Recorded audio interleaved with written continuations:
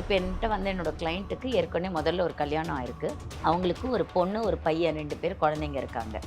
குழந்தைங்கள்லாம் வளர்ந்த சிச்சுவேஷன். அந்த குழந்தைங்கலாம் கிட்டத்தட்ட வந்து ஒரு 15, 16 வயசு இருக்கும்போது, இவங்க 2 பேருக்குள்ளாரே நெறைய மனஸ்தாபங்கள், நெறைய இந்த பெண் வந்து ஒரு டொமஸ்டிக் வயலன்ஸுக்கெல்லாம் உள்ளாகுறாங்க. இந்த அம்மாவோட ஃபினான்ஷியல வந்து அவர் கண்ட்ரோல் பண்றாரு. அப்படிங்கிற ஒரு கேஸ்ல அந்த அம்மா வந்து எனக்கு டிவோர்ஸ் வேணும்னு வெளியில வந்துடுறாங்க. பட் இந்த டிவோர்ஸ்க்கு அப்புறமா என்ன ஆகுது அப்படின்னா, அந்த அப்பா வந்து இன்னொரு கல்யாணம் பண்ணிக்கிறாரு. அவரு கல்யாணம் பண்ணி அந்த பொண்ணு கூட இருக்காரு.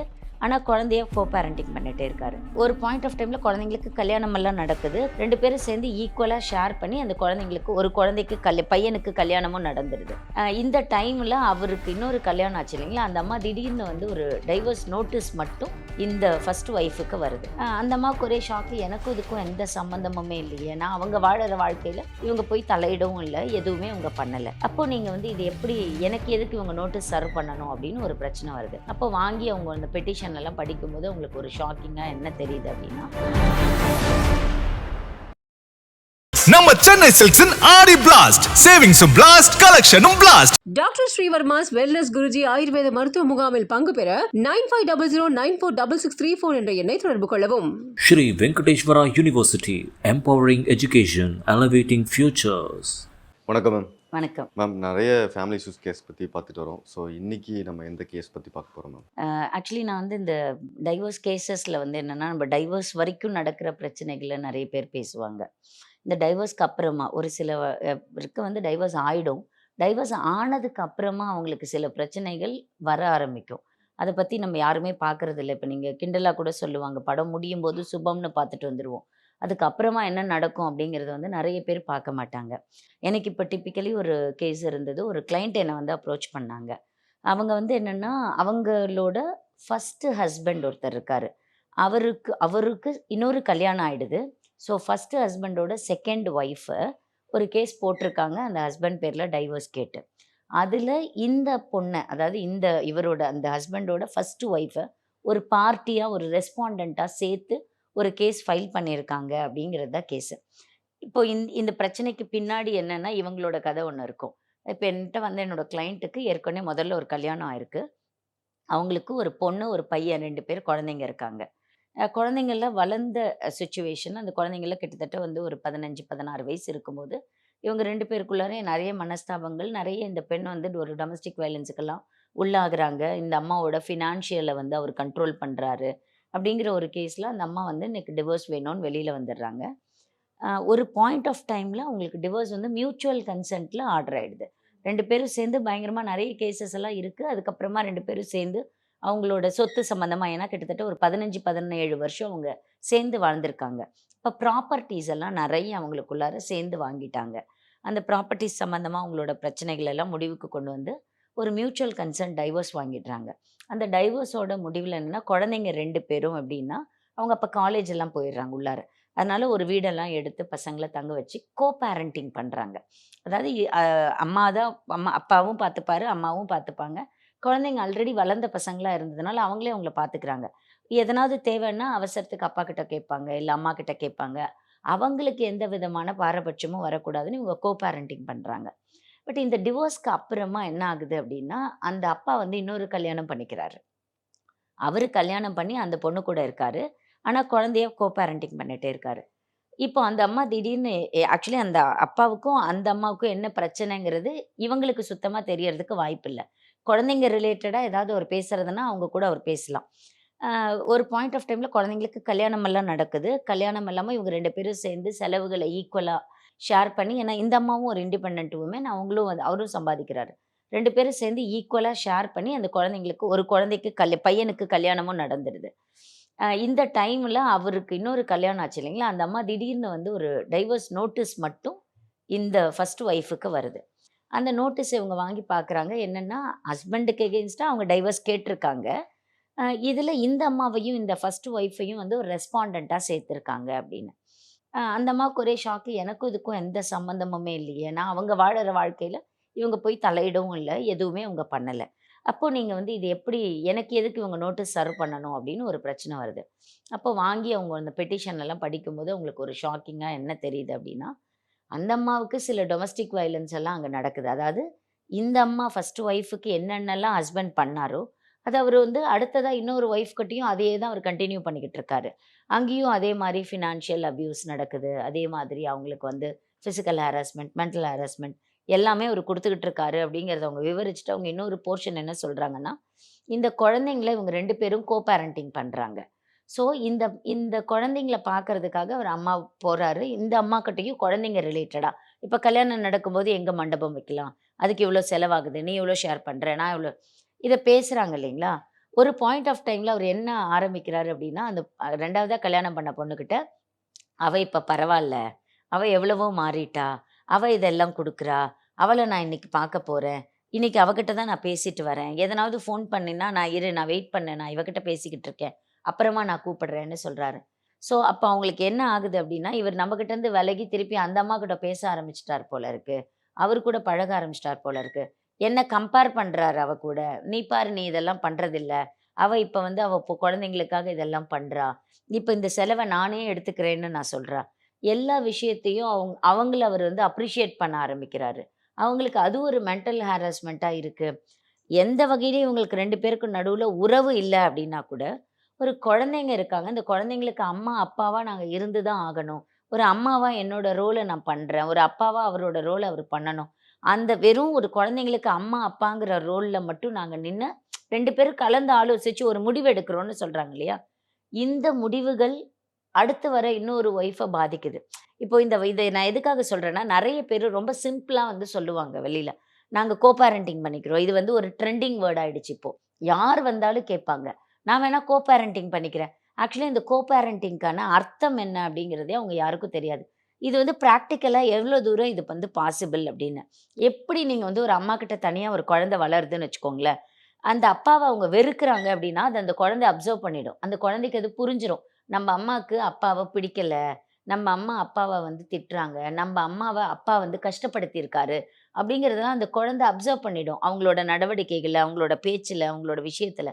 ஸோ அந்த குழந்தை வந்து அப்பா கூட போய் ஒரு அட்டாச்மெண்ட்ல போகவே போகாது. அதே மாரி ஒரு குழந்தை அப்பா கிட்ட வளருதுன்னு வச்சுக்கோங்களேன். நம்ம அம்மா நம்ம கூட இல்ல. மத்தவங்களுக்கெல்லாம் அம்மாங்க கூட இருந்து செய்ற மாதிரி வேலைய நம்ம அம்மா நம்ம கிட்ட இருந்து செய்யல. நம்ம அப்பாவ தனியா விட்டுட்டு போயிட்டாங்க. நம்ம அப்பா கூட நம்ம நிக்கிறோம். நம்மளையும் பார்த்துக்கல, நம்ம அப்பாவையும் அவங்க பார்த்துக்கலங்கிறத, அந்த குழந்தை உள்ளறது உணர ஆரம்பிச்சுரும். அப்போ உணர்ற ஒரு குழந்தை என்னன்னா, அம்மாவ பார்த்தா கூட அந்த அளவுக்கு பாசம் வராது. அத பண்ணவே முடியாது. இப்ப நீங்க நெறைய குழந்தைங்கள பார்த்தீங்கன்னா, எங்க வளர்றாங்களோ, இப்போ ஒரு தாத்தா, பாட்டி கூட ஒரு குழந்தை வளருது அப்படின்னா, ஆட்டோமேட்டிக்கா தாத்தா, பாட்டிங்க மேல தான் அதிகமான பாசம் இருக்கும் அவங்களுக்கு. அம்மா எங்கேயோ இருப்பாங்க. என்ன பெத்தவங்க அவங்க தான் அப்படின்னா கூட, அந்த பாசம் இவங்களுக்கு ஈக்குவலா அவங்களால வைக்க முடியாது. இப்போ இந்த பேரண்டிங் அப்படிங்கிறது என்னன்னா, நான் வந்து குழந்தைய பார்த்துக்கணும். ஒரு அம்மாவா மட்டும் நான் இருக்கேன். அவங்க அம்மாவா மட்டும் இருப்பாங்க. அவங்க அம்மாவோட ரோல மட்டும் பண்ணுவாங்க. ஆனா, அடுத்ததா ஒரு ஃபேமிலி வரும்ல, அடுத்ததா ஒரு 3 பெர்சன் இன்டர்ஃபரன்ஸ் வரும்ல, அவங்க இத எப்படி பார்க்க போறாங்க? அவங்களுக்கு இது ஒரு மன உளைச்சலா இருக்குமா? இல்லையா? அவங்க வந்து இப்ப என்னன்னா, என் கணவர் தான். ஆனா, என் கணவர் அந்த குழந்தைக்காக அவரோட முதல் மனைவிய பார்க்க போறாரு. முதல் மனைவி கூட டைம் ஸ்பெண்ட் பண்றாரு. அவங்க கிட்ட பேசுறாரு. அவங்க கிட்ட கலந்து ஆலோசிக்கிறாரு. இப்ப பணத்த கூட அவங்க சொல்றதுக்கு தகுந்த மாதிரி அவர் செலவு பண்றாரு அப்படிங்கிறத, இப்ப இருக்கிற ஒரு மனைவியால ஒத்துக்க முடியல அப்படிங்கிறத தான் நம்ம இங்க பார்க்குறோம். அப்போ ஒரு ஒரு சாதாரணமான ஒரு விஷயம் தான் ஒரு பேரண்டிங் அப்படிங்கிற ஒரு விஷயம். நாங்க எடுத்துக்கிறோம், நாங்க பண்றோம் அப்படி. ஆனா அந்த விஷயம் அவங்கள சுத்தி இருக்கவங்கள எந்த அளவுக்கு பாதிக்கும்? அவங்களோட பார்வை இதுல எப்படி போகும்? அப்படிங்கிறது தான் இதுல பார்க்க வேண்டிய விஷயம். அதனால தான் நாங்க வந்து டைவர்ஸ் அப்படிங்கன்னு வரும்போது நாங்க சொல்ற விஷயம் என்னன்னா, குழந்தை இருக்கா அப்படின்னா, அந்த குழந்தையோட நலன் மிகவும் முக்கியம். அந்த குழந்தைக்கு தேவையான எல்லா விஷயங்களும் சரியா நடக்கணும். ஆனா, இதுல ஒரு விஷயம் இவங்க கட்டமைச்சுக்கிறாங்க இல்லையா? நான் வந்து குழந்தைக்காக நான் எது வேணா பண்றேன் அப்படின்னு. இத வந்து சுத்தி இருக்கவங்களால சில நேரங்கள்ல எடுத்துக்க முடியல, ஏத்துக்க முடியல. ஏன்னா அவங்க என்ன நெனைக்கிறாங்கன்னா, இது என்னோட குடும்பம். அவரு அந்த குடும்பத்த விட்டுட்டு எனக்காக வந்துரணும். இப்ப என்கிட்ட ஒரு ஃபேமிலி இருக்கு. எனக்கு ஒரு குழந்தை இருக்கு. அவரு என் குழந்தைக்கு தான் இப்ப இம்பார்ட்டன்ஸ் குடுக்கணும். எனக்கு தான் அவரு இம்பார்ட்டன்ஸ் குடுக்கணும் அப்படின்னு அவங்க எதிர்பார்க்குறாங்கல்ல. இந்த எதிர்பார்ப்புகள் தான் உங்களுக்கு வந்து நெறைய பேருக்கு பிரச்சனைகளாவே வந்துகிட்டு இருக்குன்னு சொல்றோம். நெறைய டிவோர்ஸஸ்ல என்னன்னா, டிவோர்ஸ் முடிஞ்சிரும்.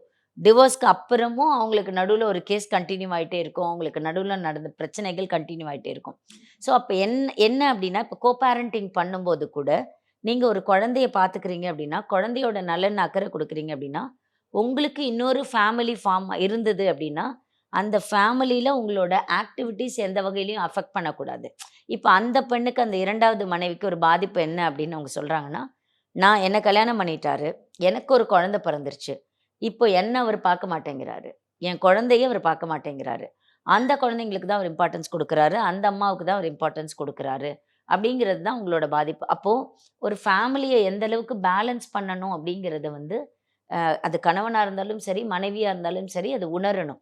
ஈவன் இந்த மனைவி கூட எப்படின்னா, இந்த முதல் மனைவி கூட, ஓ! நம்ம இப்ப இவர்கிட்ட நெறைய பேசுறோம். இப்ப நம்ம இவர்கிட்ட நெறைய பேசுறதுனால அவங்க ஃபேமிலில என்ன பாதிப்பு வருதுன்னு.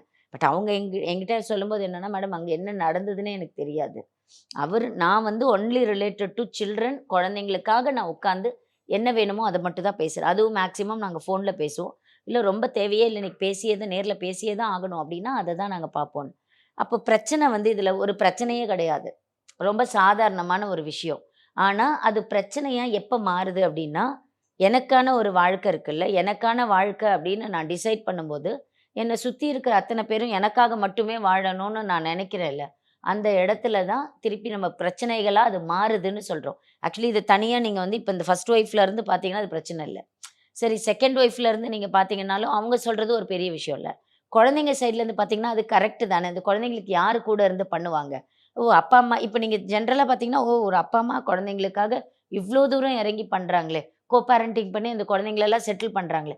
ஆனா ஒரு நல்ல பேரண்ட்ஸ் தான். ஆனா அவங்களுக்கு திருப்பி இப்படி ஒரு பிரச்சனை வருது அப்படிங்கிறத யாராலயும் எக்ஸ்பெக்ட் பண்ண முடியாது. அப்போ வாழ்க்கையோட ஓட்டத்துல என்ன ஆகுதுன்னா, நம்ம நினைக்காத சில விஷயங்கள், நம்ம எதிர்பார்க்காத சில விஷயங்கள், திருப்பி நம்மளுக்கு பிரச்சனையா வரும்போது, இந்த பேலன்சிங் ரொம்ப முக்கியம் அப்படிங்கிறத தான் நம்ம இந்த மாதிரி கேஸ்ல இருந்து பார்த்துக்கணும்னு நினைக்கிறோம்.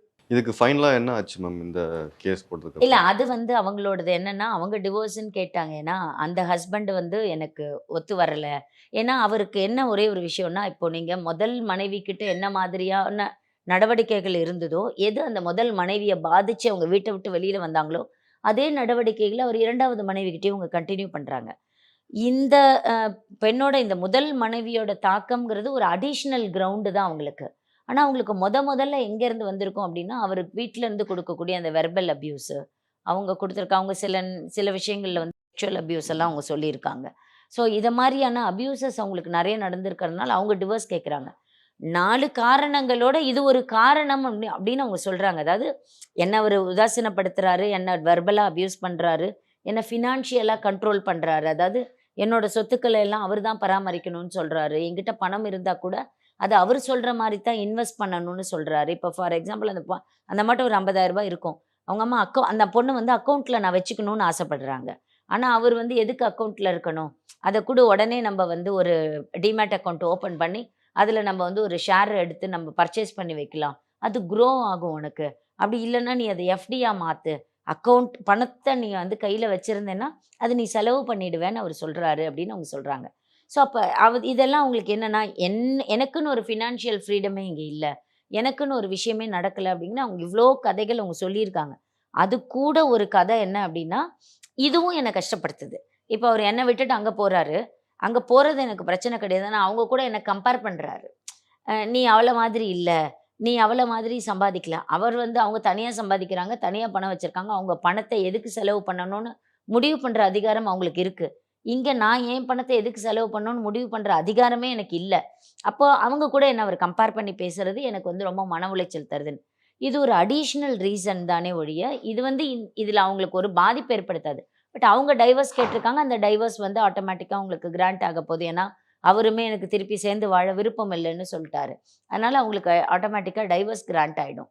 ஆனா, ஒரு ஒரு பிரச்சனைன்றது என்னன்னா, இப்ப இந்த டிவோர்ஸ்க்கு பின்னாடி இப்ப ரியலாவே ஒரு அப்யூசஸ் அப்படின்னு இருந்ததுன்னு வச்சுக்கோங்களேன். இது மட்டும் தான் காரணம் அப்படின்னா அது வேற. ஆனா, ஒரு பிரச்சனையே இல்லாம ஏற்கனவே ஒரு குழந்தை இருக்கு. அந்த குழந்தைய அவரு பராமரிக்கிறது. அந்த குழந்தைங்களுக்காக ஒரு டைம் ஸ்பெண்ட் பண்றது. அந்த குழந்தைங்களுக்கு ஒரு நல்லது நடக்கணுங்கிறதுக்காக அவங்க ஒரு செயல்ல ஈடுபடுறாங்கல்ல, அதுவே எனக்கு மன உளைச்சல ஏற்படுத்துது அப்படிங்கிற காரணம் தான் நம்மளுக்கு வந்து ஏத்துக்கிறதுக்கு ரொம்ப கஷ்டமா இருக்கு. ஏன்னா, ஒரு குழந்தை இருக்கு. அவரு உங்கள கல்யாணம் பண்ணிட்டாரு. ஆனா, அந்த குழந்தைய பார்க்க வேண்டிய டியூட்டி அவருக்கு இருக்குல்ல. அத அவரு பண்ணணும். ஆனா, அத பண்ணினா, அதுவே எனக்கு மன உளைச்சலா இருக்கு அப்படின்னு அவங்க நெனைக்கிறாங்கல்ல. அந்த இடம் தான் நம்மளுக்கு வந்து இது இது எந்த மாதிரியான மாற்றம்? இது வந்து சமூகத்துல எந்த மாதிரியான பிரச்சனைகள கொண்டு வந்து சேர்க்குது அப்படிங்கிறத நம்ம யோசிக்க வேண்டியதா இருக்கு. Thank you ma'am. நெறைய விஷயங்கள் ஷேர் பண்ணீங்க. Thank you. நம்ம சென்னை சில்க்ஸின் ஆடி பிளாஸ்ட் சேவிங்ஸும் பிளாஸ்ட் கலெக்ஷனும் blast. Doctor Srivarma's wellness Guruji ஆயுர்வேத மருத்துவ முகாமில் பங்கு பெற 9500946634 என்ற எண்ணை தொடர்பு கொள்ளவும். Shri Venkateshwara University, empowering education, elevating futures.